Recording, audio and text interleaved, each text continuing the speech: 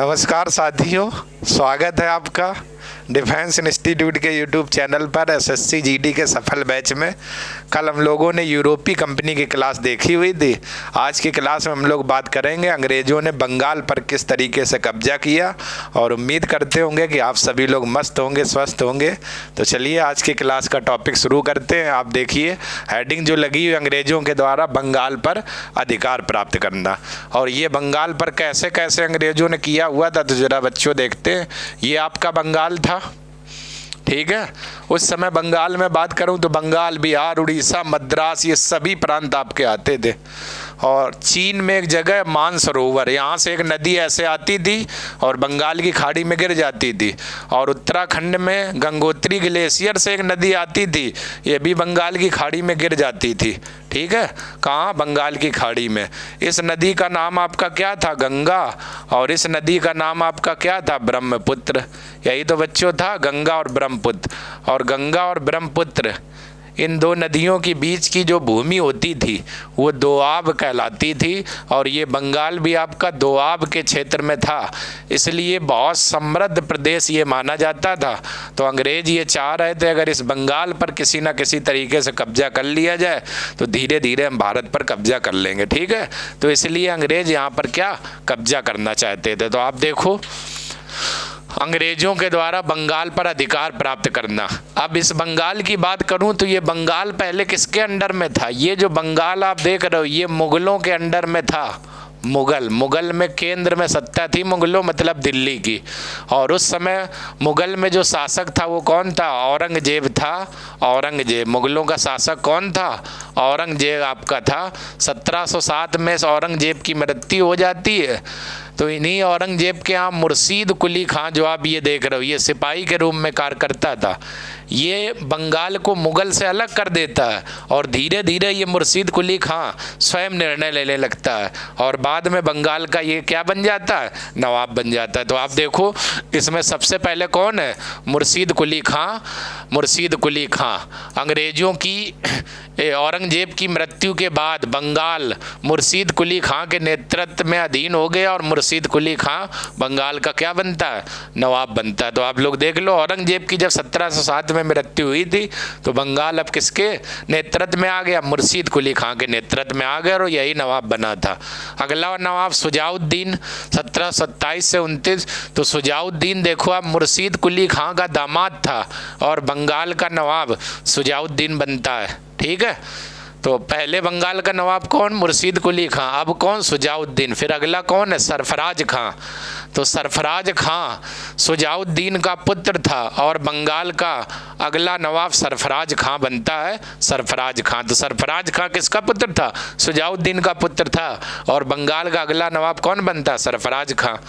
अगला अली वर्दी खां, 1750 आपका 90, ये बच्चों गलत लिख गया, ठीक है। 56 तक रहेगा, ठीक है। 1756 से अली वर्दी खां शासन शुरू हो जाएगा। तो अली वर्दी खां बंगाल का सबसे योग्य नवाब था। पहला क्वेश्चन आपके सामने, बंगाल का सबसे योग्य नवाब कौन था? अली वर्दी खां था। और इसने अंग्रेजों की तुलना मधुमक्खियों से की और कहा यदि इनको छेड़ा ना जाए तो ये शहद देंगी और यदि इनको छेड़ा जाए तो ये काट काट कर मार डालेंगी। तो ये बात किसने बोली थी? अली वर्दी खान ने। अंग्रेजों की तुलना किससे? मधुमक्खियों से की थी। क्यों? क्योंकि मधुमक्खी को अगर आप लोग छेड़ोगे तो काट काट के मार डालेंगी और छेड़ोगे नहीं तो आपको शहद देंगी। तो उसमें कोई भी बड़ी बात नहीं है, ठीक है। 1756 में क्या हो जाती है? अली वर्दी खां की क्या मृत्यु हो जाती है। तो अब थोड़ा कहानी देखो, ये जो आपका अली वर्दी खां था, अली वर्दी खां, ठीक है, अली वर्दी जो खां था, इस अली वर्दी खां की 3 बच्चों पुत्रियां थी। अली वर्दी खां की कौन? 3 पुत्रियां थी, 3 पुत्रियां। क्लियर है? अली वर्दी खां की कौन कौन? पहली जो इसकी पुत्री थी वो थी घसीटी बेगम। घसीटी बेगम, पहली वाली का नाम क्या था? घसीटी बेगम। दूसरी का नाम था मेमना बेगम, मेमना बेगम। और तीसरी का नाम था अमेना बेगम। अमीना बेगम। ये आपकी 3 पुत्रियां हो गई किसकी? अली वर्दी खां की। अमीना बेगम के ही पुत्र था सिराजुद्दौला। सिराजुद्दौला, इसी अमीना बेगम का ही पुत्र था कौन? सिराजुद्दौला। ठीक है, इसका मतलब ये जो अमीना 3 पुत्रियां अली वर्दी खां की, तो अमीना बेगम पुत्र इसका सिराजुद्दौला, तो ये इनसे भी मौसी कहेगा और इनसे भी मौसी कहेगा। और इस सिराजुद्दौला की जो घनघोर विरोधी थी वो मौसी थी उसकी घसीटी बेगम, सगी मौसी थी, ये विरोधी थी। क्यों विरोध कर रही थी? क्योंकि घसीटी बेगम चाह ये रही थी कि मेरा पुत्र बंगाल का नवाब बने, वो सिराजुद्दौला को नहीं चाह रही थी, इसलिए ये घसीटी बेगम घनघोर विरोधी थी किसकी? सिराजुद्दौला की। और अब देखो, जब अली वर्दी खां की मृत्यु हो जाती है तो अगला नवाब कौन? सिराजुद्दौला बनता है। तो ये सिराजुद्दौला आप लोग समझ गए कहाँ से आ गया बच्चों? तो ये मामला था सिराजुद्दौला के बारे में, क्लियर है ना? तो चलिए अब आगे की कहानी देखते हैं। इसके बाद अब आप आ जाओ इधर, देखो यहाँ तक मैं बता चुका था, अब आप लोग देखो इधर। अली वर्दी खां की मृत्यु हो गई तो देखो अगला नवाब कौन? सिराजुद्दौला बनेगा। ठीक है, और सिराजुद्दौला कौन है? रीजनिंग पढ़ते हो गए तो अली वर्दी खां का क्या हो जाएगा? नाती हो जाएगा, क्योंकि उसी की पुत्रियां थी, उसी के पुत्र हुआ था। तो आप बताओ सिराजुद्दौला ये क्या हो जाएगा? सिराजुद्दौला लिखा तो है, अली वर्दी खां का नाती था। 20 जून 1756 में सिराजुद्दौला ने 143 लिखा हुआ 143 अंग्रेजों को एक कमरे में बंद कर दिया और सुबह तक केवल 23 लोग ही जिंदा बचे। इतिहास में यह घटना ब्लैक होल या काल कोठरी की कहलाती है। मोस्ट इंपॉर्टेंट तारीख ध्यान रखना, 20 जून 1756 में सिराजुद्दौला ने एक बहुत छोटा सा कमरा था लगभग, ठीक है, उसमें 143 अंग्रेजों को बंद कर दिया था, भूसे के तरीके से भरवा दिया था। और सुबह आप जब हुई तो उसमें देखा गया केवल 23 अंग्रेज ही जिंदा बचे, उनमें से एक हालवेल भी था अंग्रेज। उसी ने इस घटना का वर्णन किया हुआ था कि इतिहास में ऐसी घटना हुई थी। उन 143 अंग्रेजों में हालवेल भी था, उसने इस घटना का वर्णन किया हुआ था। तब इतिहासकारों का पता चला कि 20 जून 1756 में जो घटना हुई थी वो कौन सी हुई थी? काल कोठरी की। तो इसका मतलब सिराजुद्दौला जब अंग्रेज़ों के खिलाफ ये घटना कर देगा तो आप बताओ क्या अंग्रेज शांत बैठेंगे? बिल्कुल नहीं बैठेंगे। बदला लेंगे? बिल्कुल लेंगे। तो फिर अंग्रेज़ों और सिराजुद्दौला के मध्य में एक ज़बरदस्त युद्ध होता है। कक्षा 8 में आप लोगों ने पढ़ा होगा। उस युद्ध का नाम था प्लासी का युद्ध। प्लासी का युद्ध। और ये प्लासी का युद्ध कब हुआ था? 1757 में। तो आप देख लो, हेडिंग बहुत ज़बरदस्त लगी हुई, प्लासी का युद्ध 1757 में। यह युद्ध अंग्रेज़ों और सिराजुद्दौला के मध्य होता है। अंग्रेजी सेना का नेतृत्व रॉबर्ट क्लाइव ने किया था। इंपॉर्टेंट रखना बच्चों, ये क्वेश्चन पूछा जाता है कि प्लासी के युद्ध में अंग्रेजी सेना का नेतृत्व किसने किया था? तो रॉबर्ट क्लाइव ने किया हुआ था। इस युद्ध में सिराजुद्दौला की हार होती है क्योंकि धोखा सगी मौसी घसीटी बेगम और उसके सेनापति मीर जाफर ने दिया हुआ था। तो आप देख लो बच्चों, अभी मैंने बताया हुआ था, क्या आज के ज़माने में भी सगी मौसी किसी को धोखा देती है अपने बेटे को? लेकिन यहाँ पर हुआ, हालांकि सगा नहीं था, मौसी मौसी थी, केवल बंगाल की गद्दी पर या नवाब बनने के लिए, ठीक है, उसने अपने बेटे को धोखा दिया हुआ था। इसलिए प्लासी के युद्ध में सिराजुद्दौला हार जाता, जीत कर भी हार जाता है। और इसका जो सेनापति था मीर जाफर, ये अंग्रेज़ों के साथ मिल गया था और इसने सौदा किया था कि अगर हम आपका साथ देंगे तो अगला नवाब आप हमें ही बनाएंगे, अगला नवाब आप हमें ही बनाएंगे। ठीक है, तो ये 2 व्यक्ति थे, नाम ध्यान रखना है, पूछा जाता है सिराजुद्दौला को धोखा किसने दिया था?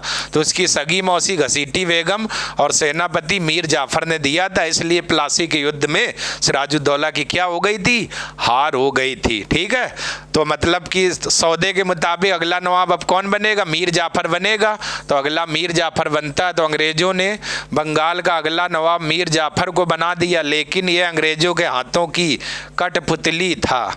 ठीक है, तो अब आप बताओ, जब आप किसी के सहयोग से बनोगे तो आप कठपुतली की तरह तो ही नाचोगे, क्योंकि जैसा वो कहेगा वैसा करना पड़ेगा। आप अपने दम पर अगर बने होते तो फिर किसी की बात मानने की ज़रूरत नहीं थी। तो ये भी मीर जाफर बन तो गया नवाब, लेकिन अंग्रेज़ों की हाथ की कठपुतली था, अंग्रेज़ों के इशारों पर नाचता था। ठीक है, और अंग्रेज़ तो यही चाह रहे थे कि बस मेरे इशारे पर चले, ऐसा ही हमें राजा चाहिए, ऐसा ही नवाब चाहिए। कुछ समय बाद ये हट जाता है, तो तो फिर मीर कासिम इसकी जगह आ जाता है। ठीक है, ये रहता है 1760 से 63। बंगाल का देखो दूसरा सबसे योग्य नवाब था, अंडरलाइन करके रखना। पहला बंगाल का सबसे योग्य नवाब अली वर्दी खां, दूसरा सबसे योग्य नवाब आप देख सकते हो मीर कासिम है, और इसने अपनी राजधानी मुर्शिदाबाद से मुंगेर स्थानांतरित की। इसको भी अंडरलाइन करके रखना, पूछा जाता है कौन सा वो किसके शासनकाल में राजधानी मुर्शिदाबाद से मुंगेर स्थानांतरित की गई थी, तो कौन था? मीर कासिम। मीर कासिम।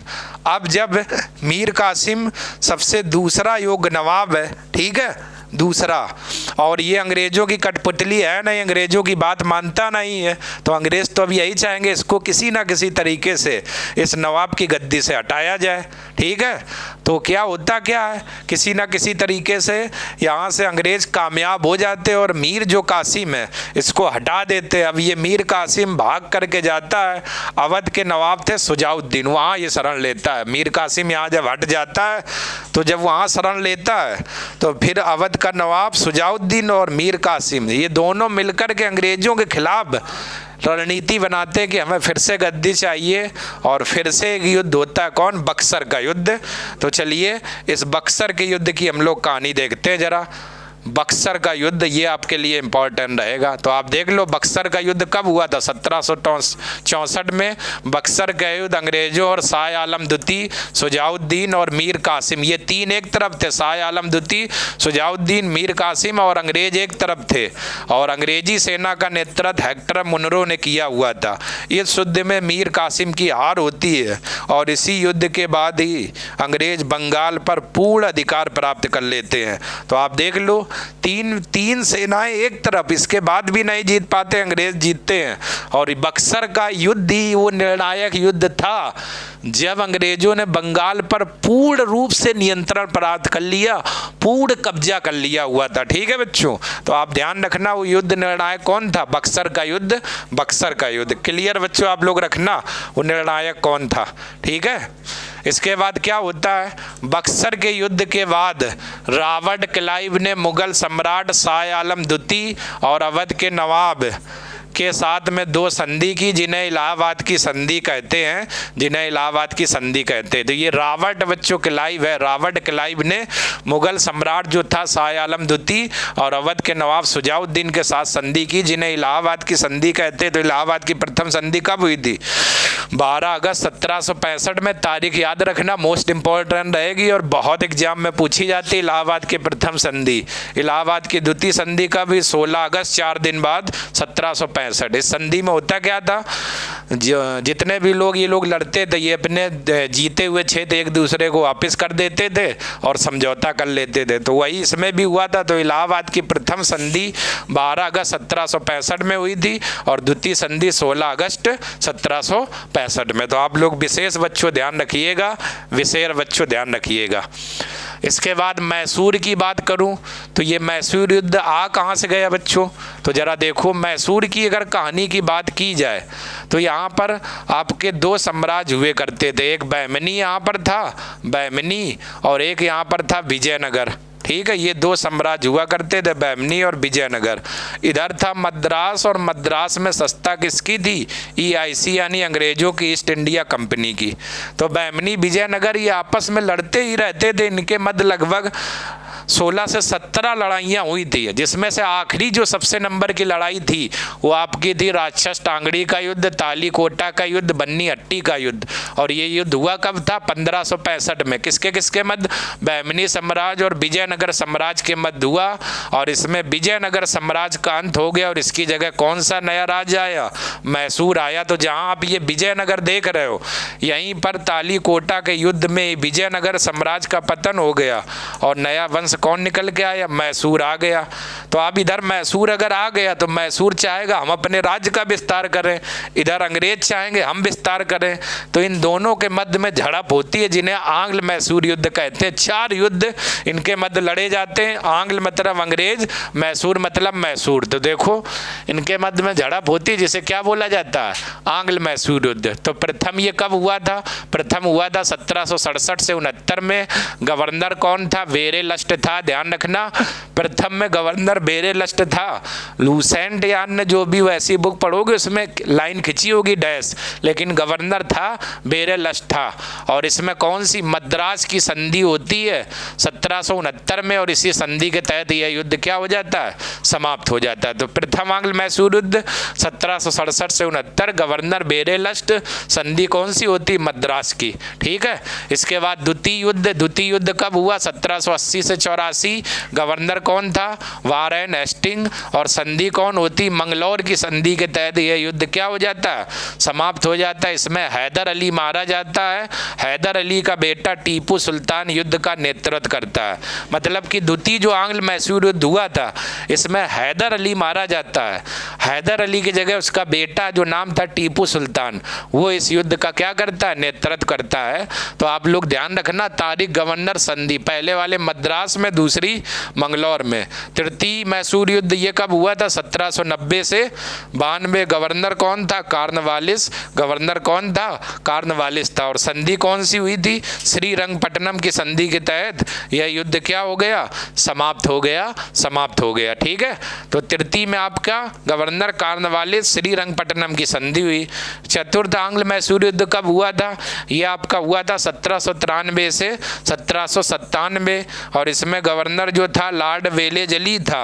और निर्णय क्या निकल के आया इस युद्ध में? हैदर अली का जो बेटा था, ये नहीं टीपू सुल्तान जो दूसरे युद्ध में आया था, चौथे युद्ध में, ये भी मारा जाता है, ये भी मारा जाता है। और इस प्रकार अंग्रेज जो है मैसूर पर भी क्या कर लेते हैं? कब्जा कर लेते। तो 4 आंग्ल मैसूर युद्ध हुए थे।